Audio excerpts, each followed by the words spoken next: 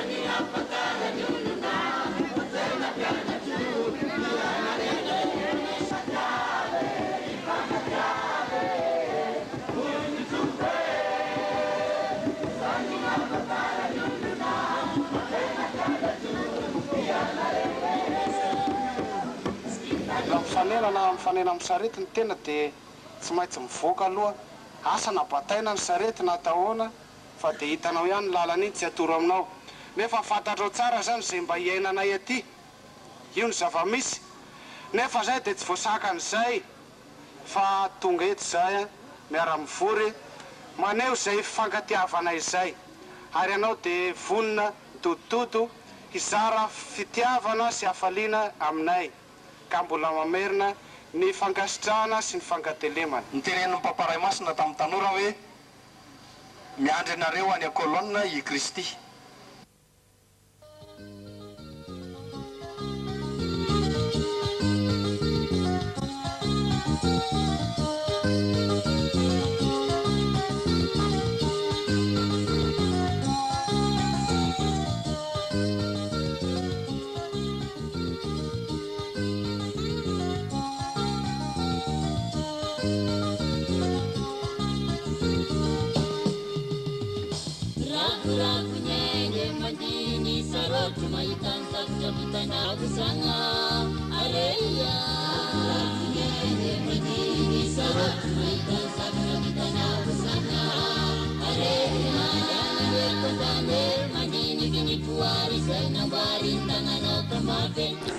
Sambany teo amin'ny tantaran'ny tanora teto amin'ny dioseziny Toliara hatramin'izay niseny atao hoe vovonan'ny tanora nomba nisy aumônier nasionaly tonga hatrany ambanivohitra any.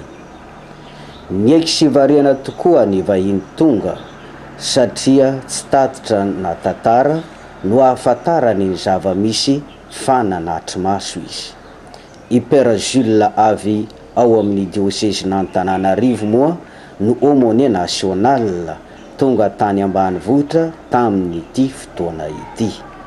nankasitraka sy nankahery ezaka vita izy ary niafatra avy amin'ny paparay masina no napetrany ho an'ny tanora. Raha ataondray mitompo maso kosa ny tantarana Andranamite amin'izao ahitana azy amin'ny indriny tena kanto izao, dia tsy mora nahatongavana amin'izao hatsarany izao. Namboarina mantsy ity toerana ity satria lova avy amin'ny misionera ary toeram-piaonan'ny kristianina tany am-boalohany, fa aty aoriana dia ny tanora no nandray an-tanana azy ho famelomam-bolo anyity toerana ity mba ho toeram-piaonana. No hatsaraina hatrany rehefa vita ny fanarenana, ka hatramin'ny taona 477 no nanomboka ny fanamboarana ity toerana ity, ary tany amin'ny taona 877 no vita ny fanatsarana, ka lasa nahasarika mpandalo indrindra ny tanora tonga ny lasy tamin'ity toerana ity. Io taona 877 nahavitany Tilagroty ity no taona nanandratan'ny Papa John Paul faharoa any Masimbavy Terezy Jesoa Zazakely ho dokotera ny fiangonana. Fety nanakoako ho fanamariana izany no natao tamin'ity toerana ity. Ny kristianina avy amin'ny fiangonana misy ao amin'ny distrika Ambohimahavelona no tonga nandray anjara, ka Révérend Père Jean-Claude Derony, vicaire général tamin'izany fotoana izany, no nitarika ny sorona masina. Tsy mba nisy fanampiana avy any velany ny nahavitana ity toerana ity, fa ezaky ny mopera curé sy ny frère niara-niasa taminy, ny kristianina sy ny tanora, ny masera Ursuline avy ao Ambohimahavelona ary ny fianakaviana iray dia ny fianakaviana Ramarson avy aty Toliara no nahatomombana somatsara ny fanarenana anyity toerana eto Andranamity ity. Tsy niherin'ny vola no avitan-javatra, fa niherin'ny fitiavana, ny finoana ary ny firaisan-kina ao anatin'ny faharetana tanteraka.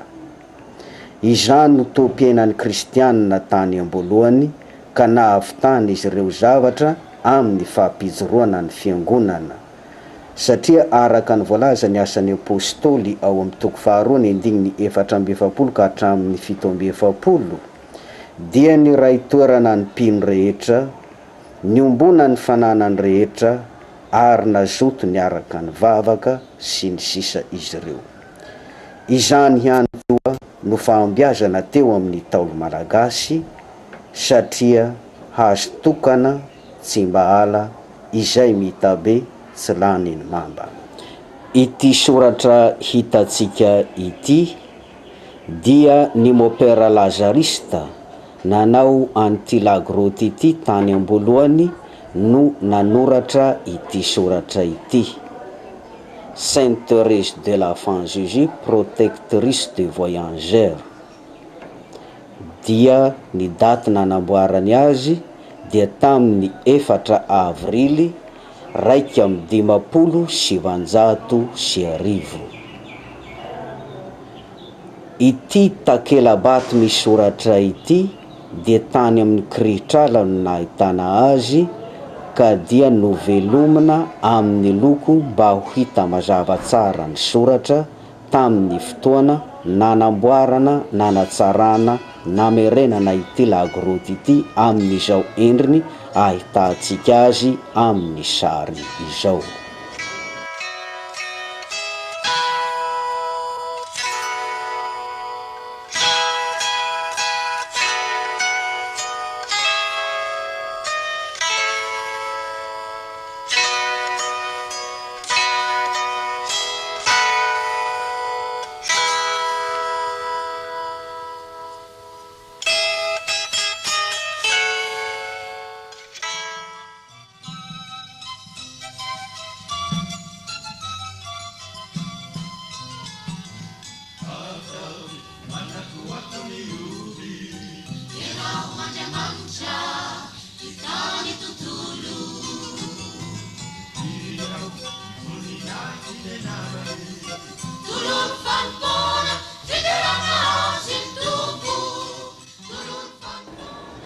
nanome hery ireo pretra tanora malagasy nitondra tanora tamin'ity toerana ity, toa Andry Père Marcos Rafaely Assomptionista ary i Père Louis de Gonzague Jésuite.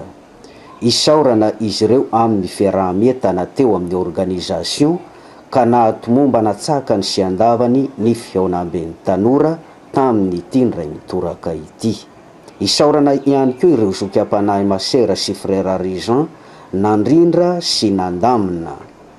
Ny firaisakinan'ireo mpanabe toy izany dia fahombiazana tanteraka teo amin'ny lafiny fanabeazana sy ny fitantanana ny tanora tamin'ny fivoriana toy itony, ary mahatehidera ny fahatserovatena an'ireo tanora rehetra satria nampiseho fa tena tompona andraikitra tokoa amin'ny hoaviny izy ireo.